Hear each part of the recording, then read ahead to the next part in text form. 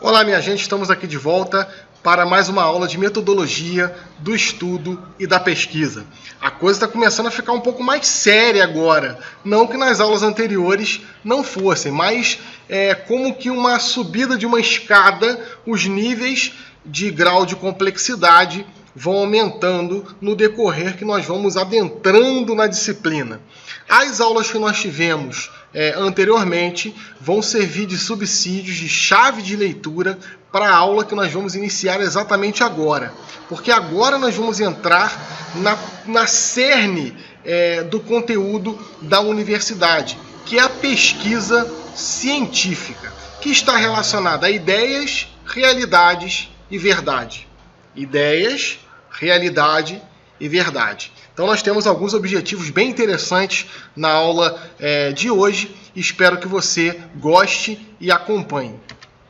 Quais são as metas da aula, tá? Ou metas das aulas, visto que eu não vou dar esse conteúdo de uma vez só para não ficar muito puxado para você.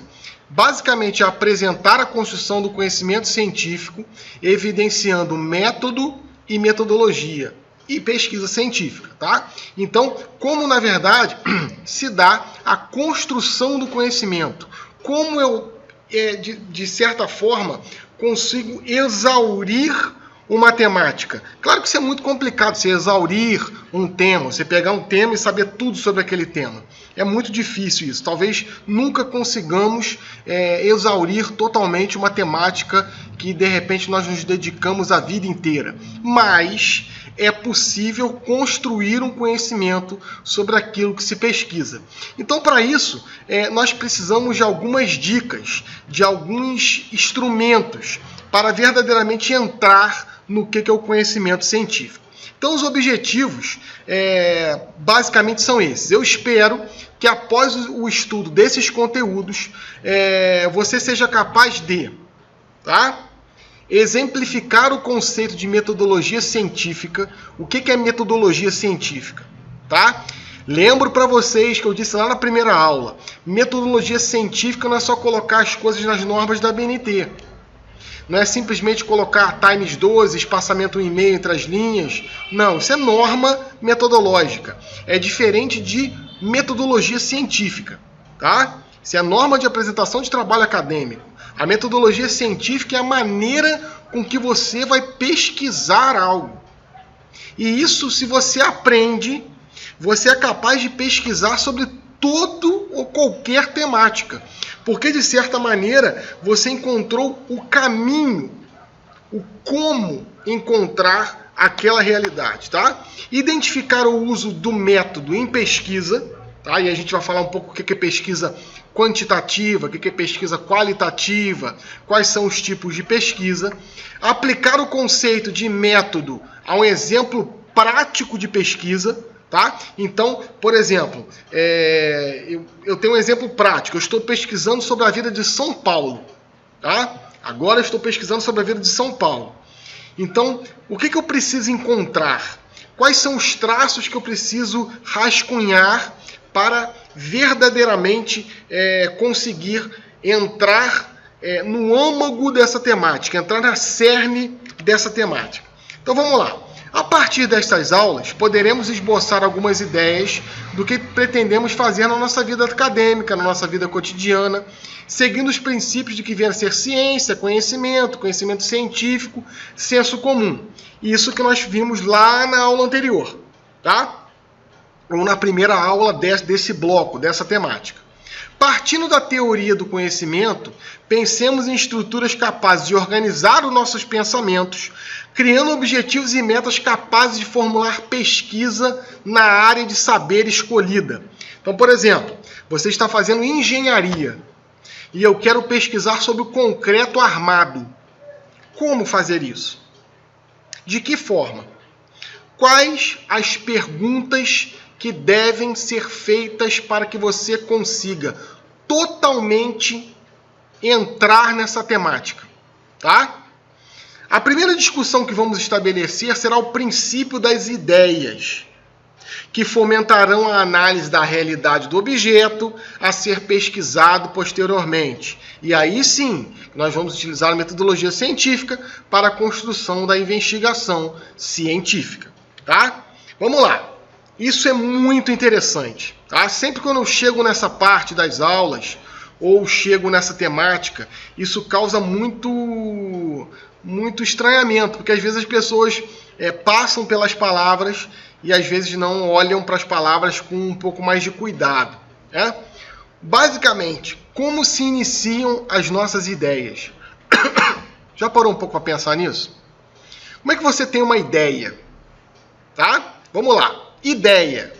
A palavra deriva do grego ideia, ou ideia, tá? Do grego, cuja raiz etimológica, o que isso quer dizer? O ethos da palavra, a cerne da palavra, é eidos, que significa imagem. Olha que coisa sensacional, gente. O seu significado implica a teoria da representação do real, a teoria da representação da realidade. Então, para o grego, tá? A eidos é a teoria da representação da realidade. A gente vai melhorar isso e você vai ver que legal e que interessante é esse conhecimento, você adquirir esse conhecimento. Vamos lá partir mais para a ideia no português, do latim para o português. Ideia é um termo que pode ser usado por meio de duas acepções. Isso quer dizer, eu tenho a palavrinha e ela pode ser definida de duas formas. Tá? Ideia, a primeira acepção, como sinônimo de conceito. Tá? Então, por exemplo, eu tenho uma ideia de como seja o funcionamento de um aparelho celular. Eu tenho a ideia de como seja jogar futebol. Eu tenho uma ideia de como seja o funcionamento de um automóvel. Então eu tenho uma noção. Eu tenho uma ideia de como funciona, de como se aplica, de como é aquela realidade. Você tem ideia de como eu vivia na praia? Não, eu tenho uma noção. Tá? Ou não tenho uma noção. Então, o primeiro conceito de ideia seria esse. E a segunda acepção sobre a ideia é algo que está implícito a uma ação.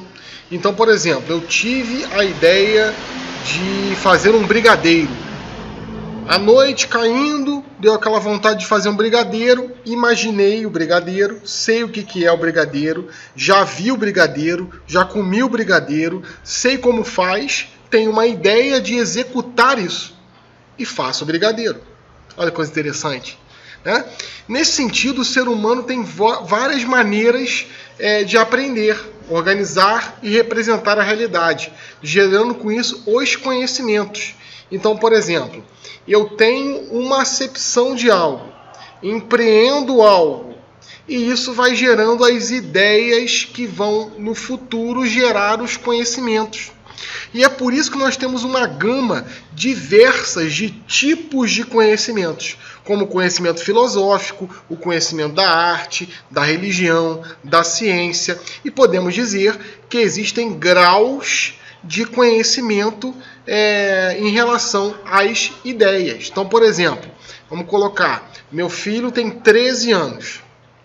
O grau de conhecimento que eu tenho sobre a teologia, por exemplo, é muito maior do que o grau de conhecimento que ele tem sobre a teologia. Entende? A gente não pode dizer que o João, meu filho, é menos inteligente do que eu. Isso não existe. Tá? Na verdade, não existe pessoas mais ou menos inteligentes. Existem pessoas que fomentaram a inteligência com conhecimento. Olha que bacana. Isso o próprio Piaget vai falar no processo de aprendizagem, né, da criança. Então, o conhecimento, quando ele é adquirido, a sua inteligência vai trabalhar.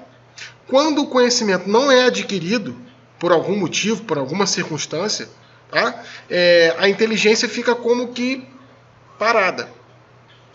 A inteligência vai ser a capacidade que o homem tem de empreender a partir dos conhecimentos adquiridos, que são múltiplos e diversos. Tá? Vamos avançar. Vamos recordar um pouquinho o que nós vimos na primeira aula, no primeiro bloco, que foi na semana retrasada, na verdade, semana passada eu não postei nada, né? Que seria basicamente o senso comum, conhecimento vulgar. O que isso quer dizer? Não tem muito rigor. Você olha, visualiza e já tem um certo conhecimento, já tem uma certa acepção de ideia do que vem ser aquilo. Já a ciência é racional, fundamentada, sistemática e metódica. Utiliza os raciocínios, provas e demonstrações. Raciocínio, prova e demonstração, a gente enquadra os dois tipos, basicamente, de conhecimento. O conhecimento exato e biológico, tá? Que também tem muita coisa exata, né? Da matemática, da aferição física, química e da própria matemática. E o conhecimento humano, tá? Tanto o conhecimento humano, tanto o conhecimento exato, e aí encara-se também as biológicas e as da área de saúde, é racional e lógico. Porém, os conhecimentos da área exata pressupõem demonstrações. E essas demonstrações são como provas de um conhecimento eficaz. Bruno, tem como fazer demonstração em área humana? Não, não tem como, mas tem como provar. Como você prova algo na sociologia, na história, na geografia, tá? Na sociologia, já falei, na filosofia, tá?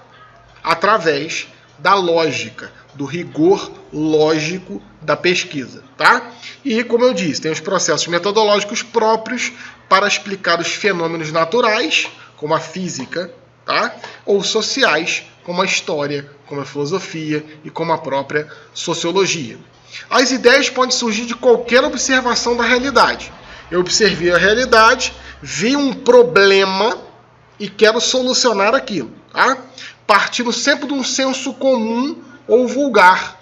Então, por exemplo, quando você começa a pesquisar algo que nunca pesquisou, você muito provavelmente às vezes vai no Google, né? Ou vai no Wikipedia.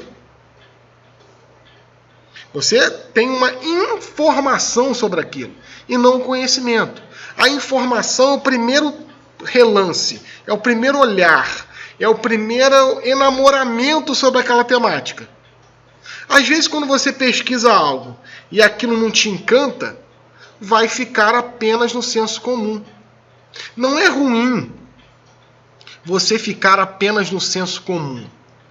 É ruim você ficar só no senso comum. Principalmente daquilo que comporta a tua profissão ou a tua coisa querida que você quer pesquisar o resto da vida. Entende? Então, por exemplo, eu em relação à física, química e biologia sou um leigo. Mas em relação à história, não. Eu recortei numa seara de disciplinas, lembra aquela nossa aula de disciplinas? Eu recortei numa seara de disciplinas uma disciplina para me sair do senso comum, para me fazer ciência sobre aquilo. É impossível você fazer ciência sobre tudo aquilo que você vê, sobre o que está a sua realidade. Por exemplo, aqui na minha frente tem um monte de instrumentos pirotécnicos, né? Tem o mouse, tem o teclado, o mouse, tem a câmera, tem o computador, tem a iluminação, tem o microfone. E eu não sei como isso funciona cientificamente. E eu sei, no máximo, operar, e muito limitadamente ainda. Agora, se você falar com alguém de telecomunicações, com alguém que é programador, vai me mostrar como é que funciona esse programa que eu estou utilizando agora, tá?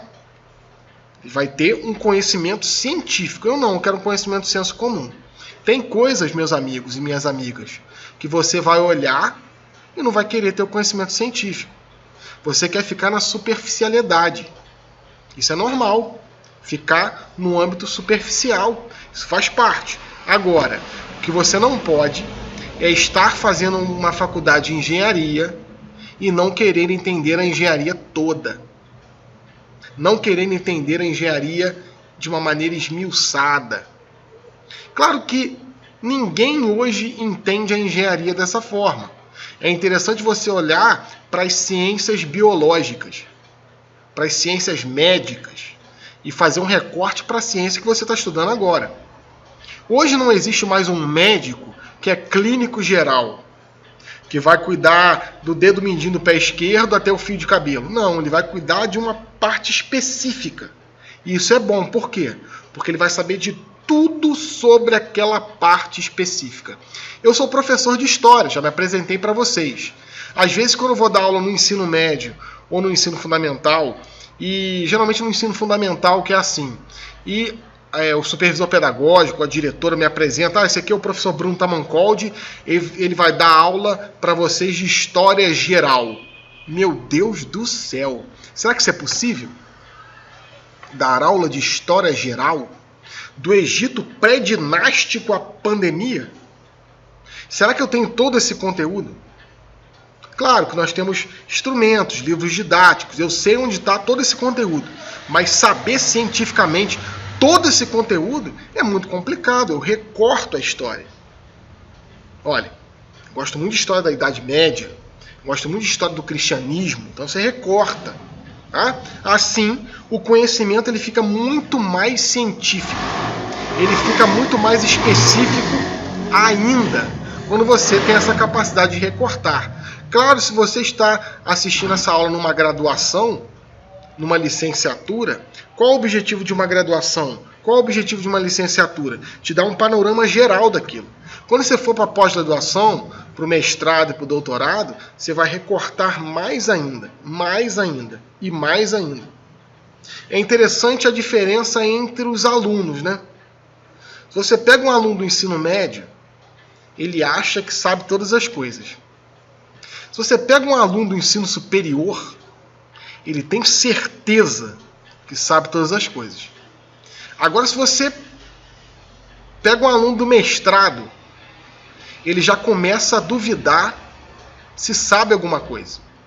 E um aluno do doutorado, aí que ele tem certeza que não sabe nada. Por quê? Os graus de complexidade do conhecimento vão aumentando. E meus amigos e minhas amigas, o conhecimento é inebriante. O homem nasceu para conhecer. O homem tem sede de conhecimento. E não há nada mais prazeroso do que conhecer o objeto que você se predispõe a conhecer. Isso é muito interessante. Isso vem a partir da realidade. A realidade é tudo aquilo que a gente vê. Tá, gente? Você viu, é real. Agora, existe uma diferença entre real e verdadeiro. A gente vai avançar um pouquinho nisso. Por exemplo, a realidade é para nós uma realidade apreendida. Você não precisa ter visto pessoalmente aquilo, ou como a gente fala na filosofia, in loco, tá? No lugar, para você conhecer. Por exemplo, eu nunca fui na Índia e eu tenho um conhecimento de senso comum do que é a Índia. Porque eu já vi no Globo Repórter, hoje no Globo Repórter, a Índia. E aí passou lá o Rio Grande, aquela coisa toda, senso comum. Mas eu sei que existe a Índia. Por exemplo, coloquei aqui um desenho da casa provocativamente. Todo mundo no primário, né, a professora fala, desenhe uma casa. Aí você vai lá e desenha uma casa, né? Ó, faz aqui, faz um buraquinho, uma florzinha, uma porta e uma chaminé. No Nordeste, um calor desgraçado, o pessoal às vezes desenha casa com chaminé. Porque você aprendeu assim. Alguém vai desenhar uma coisa diferente dessa, pedir para desenhar uma casa? E você quantas vezes viu uma coisa dessa na vida? Assim. Você aprendeu isso. Você aprendeu assim. Entende? Isso é uma realidade apreendida. E isso é movido pela nossa imaginação. Olha que coisa interessante. Imagina aí brigadeiro. Já falei do brigadeiro, né? Imagina aí brigadeiro. Imagina brigadeiro de colher. Aquele mais molinho, tá? Agora você imagina um brigadeiro mais sólido, enrolado no granulado, numa forminha colorida, uma forminha azul. Você é capaz de imaginar? Por que você é capaz de imaginar? Porque você sabe o que é brigadeiro. Você já viu esse brigadeiro numa festinha? Você já comeu um brigadeiro assim? Você já comprou um brigadeiro assim? Então você já viu. Nós temos essa capacidade sensacional de imaginar e de projetar as realidades. Se eu falar uma palavra aqui de um objeto, de um ente, tá? Que você nunca viu, você não vai conseguir imaginar nada. Ou você vai imaginar algo que não se encaixa com aquela descrição. Por exemplo, se eu falar que isso aqui é biscoito, isso aqui não vai se encaixar com o que é biscoito. Isso aqui se encaixa com mouse. É como que um nome para essa coisa, um nome para esse objeto. Isso é um pouco de filosofia da linguagem. Então, por exemplo, se eu falar uma palavra aqui que você desconhece o que é, você vai ter um pouco de dúvida do que é. Você talvez vai imaginar algo esdrúxulo, algo que não se encaixa com o ente que eu estou tentando descrever. Então, por exemplo, de repente você sabe o que é. E com eu falar, você vai automaticamente projetar aquilo da mesma maneira que você projetou brigadeiro. Tá? Então, por exemplo, união hipostática. Sabe o que é? Se você não sabe o que é, o que você imaginou? União hipostática. Na teologia, união hipostática significa um Deus em 3 pessoas. Agora você já sabe. Quando eu falar união hipostática, você vai lembrar na teologia que é a Trindade: Pai, Filho e Espírito Santo. Você imaginou o que quando eu disse união hipostática?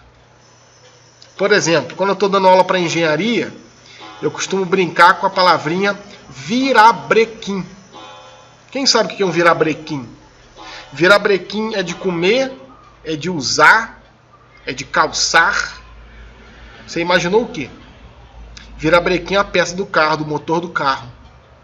Olha, que vai unir os pistões do carro. Mas se você nunca viu isso, você não é capaz de imaginar. E daí que surge, gente, tá? A imagem, a ideia. Você tem uma imagem, você teve uma ideia, tá? Você tem um ideal. Então, por exemplo, agora não que nós estamos em pandemia, né?